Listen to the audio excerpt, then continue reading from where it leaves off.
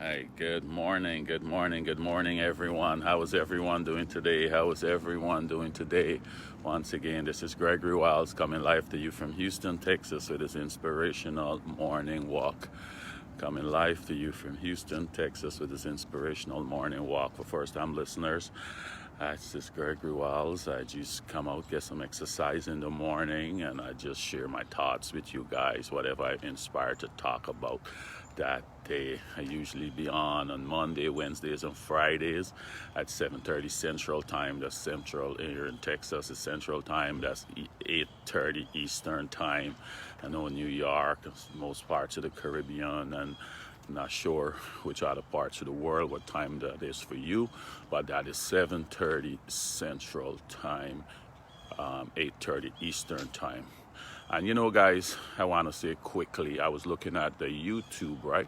I was looking at my YouTube, and you got your dashboard, you could look at all the analysis and everything. And I was shocked to know that they had one, your geographics, right? Where it's part, people looking at the videos from. And I was shocked to see United States was the highest. I'd expected that, but the two other nations completely blow my mind. Completely blow my mind. The two other nations that was the second highest watched on my YouTube channel, not Facebook. This is YouTube because Facebook got a different set of viewers. But on the YouTube, the second highest watched nation was Russia. And the third highest watched nation on YouTube was Ukraine. I was shocked to know that. So that's how God can work. That's how God can work. And that's why I want to encourage people. When he put this on my heart to do this, I'll say, it's the enemy tried to talk me out of it. It's not going to make a difference. Don't worry about that. It's not going to make a difference. And look at the difference it's making. I don't even know who are the people ending up with these stuff and changing their life by it, right? So that's why I'm trying to tell you, the little thing that you want to do, you go ahead and do it and let him take it from there, right? Let him take it from there. And don't think it's not going to make a difference. Don't think it's not going to make a difference, because it's going to make a big difference, more than you will ever know. Right, guys? So shout out to people all over the world who might watch this and be blessed by it. Give God the praise, not me. You're listening to his word and not my word. So Mr. Colin Taylor, Karen McCann, Jillian, Big Sis, thank you all you guys for checking in. So what I want to get into today is about hope, right? Hope. And we're going to tackle it along the lines of optimism versus pessimism. Optimism versus pessimism. Let's look at it from along the line of why we need hope, right? Hope. So let's look what an optimist is and a pessimist is, right? An optimist is one who looks at the brighter side of life, but a pessimist is one who looks at the darker side of life. You know, some people like that, right?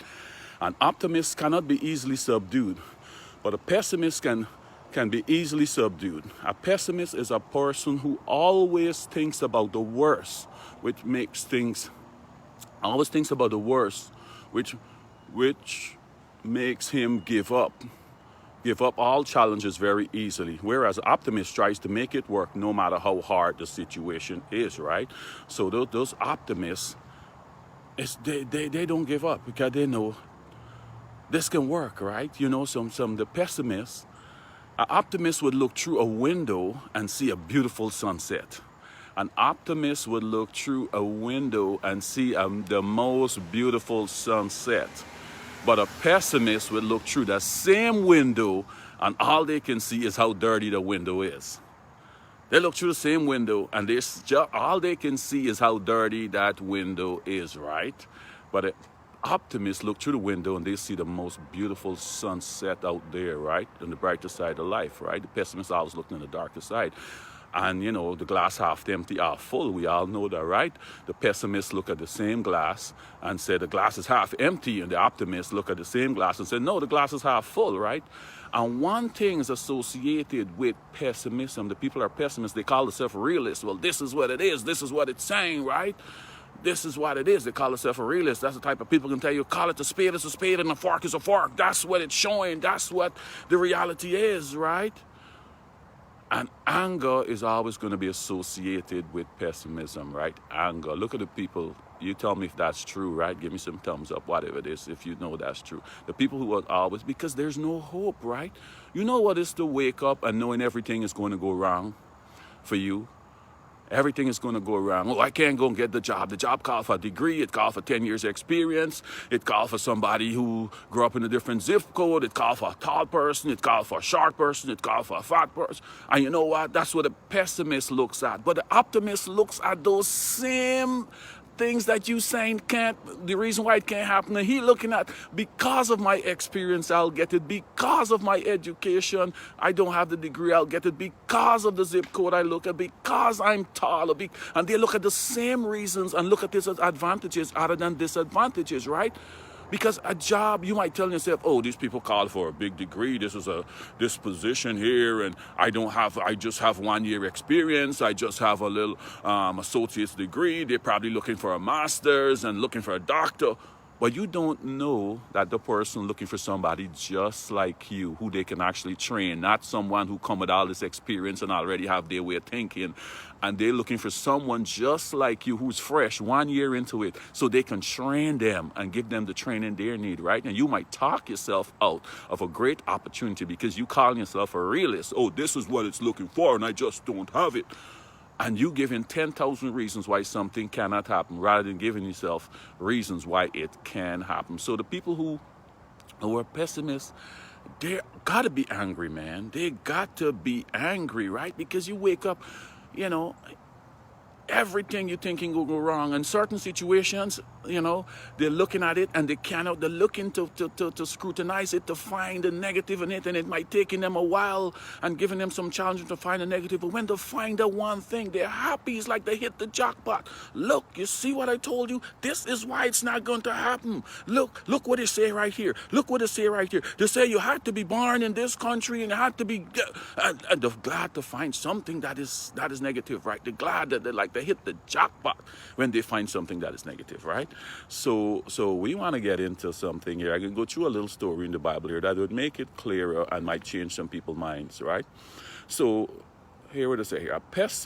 Pessimism acknowledges the facts and then speculates about how worse they will become, right? You're pessimist, you acknowledge the facts, and then you're going to speculate how worse they're going to come, right? But the Christian whose faith rule over pessimism simply acknowledge the facts as they exist and then entrust them to the miracle working God, right? You acknowledge the facts. This is it, but I know things can get better, right? All things are possible through He who strengthened me, through the Lord who strengthened me, right? Whatever the scripture, I didn't quote it exactly, but it was saying, right? This is it. I know I'm broke right now. I know what the bank account's showing. But you know what? I know what God's word promises said. I know one touch of His favor, and I could come into abundance, right? But the pessimist looking at, I broke. That's what it is. You got to call it what it is. I don't have nothing. So, right? So let's look at a quick little story here in the Bible and see if this is going to make some sense. It's 2 Kings 6:15 through 18. 2 Kings 6:15 through 18. Let me give you a little, I can start from 15 through 18, but let me just lay the groundwork, what happened before then, so you're going to understand this, right? This is when the king of Aram, right?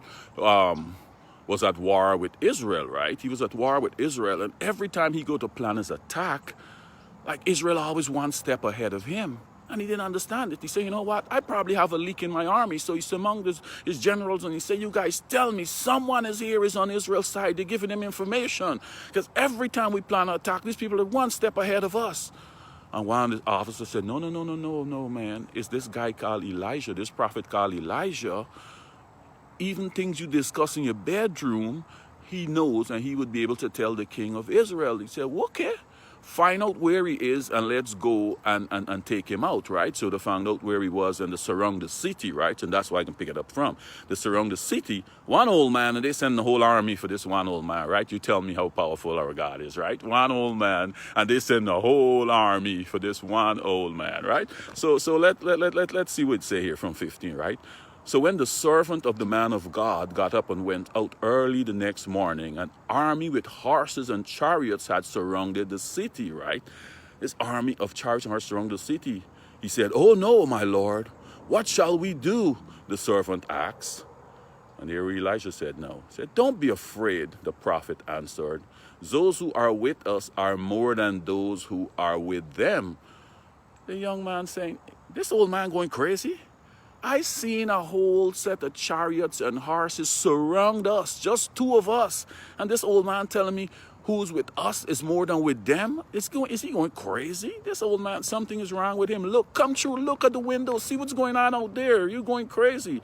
Then Elijah understand what's going on in his heart and his mind, right? That doubt, that see what's going on in his mind, see the struggles, because he's seeing this is real. I'm watching at here, and you telling me that we got more backup than them. That don't make no sense. So here what Elijah do. Elijah said, okay, I'm gonna hook you up, brother. Don't worry, I'm gonna hook you up. Then Elijah prayed, right? Open his eyes, Lord, so that he may see.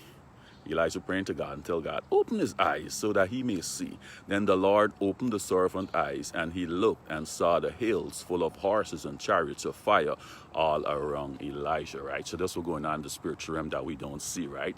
So when them pessimistic people telling me, this is the facts and this is what's going on, just like this young man was saying, this is the facts, Elijah. I'm seeing these chariots and horses. And Elijah saying, don't worry, my brother, don't worry.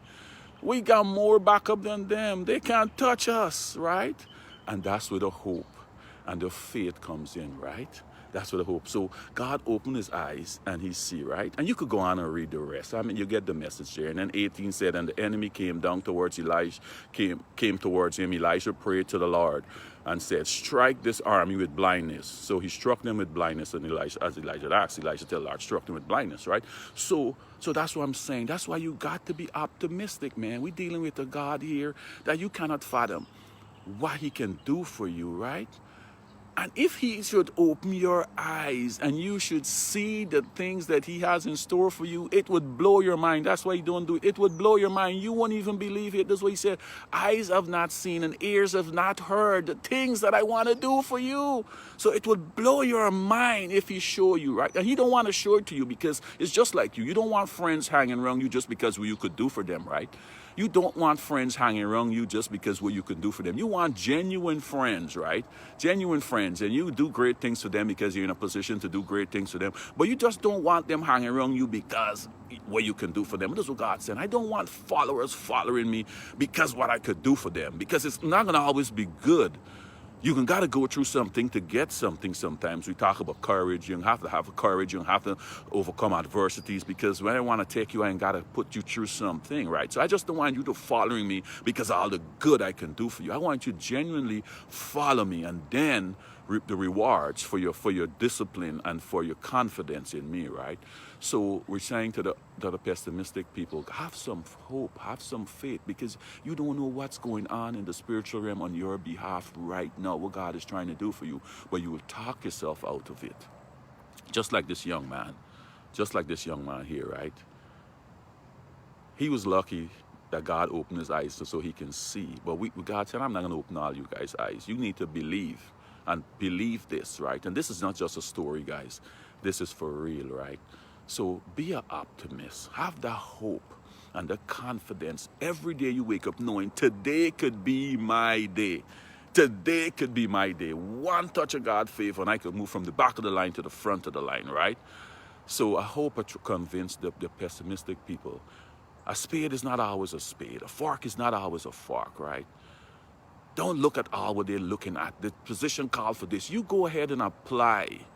You never know what favor you're going to get with that interviewer. You never know what they're looking for. No matter what I have done on the paper, there's a guide. It all might not work out all the time, but you still have the hope and the joy knowing it is possible.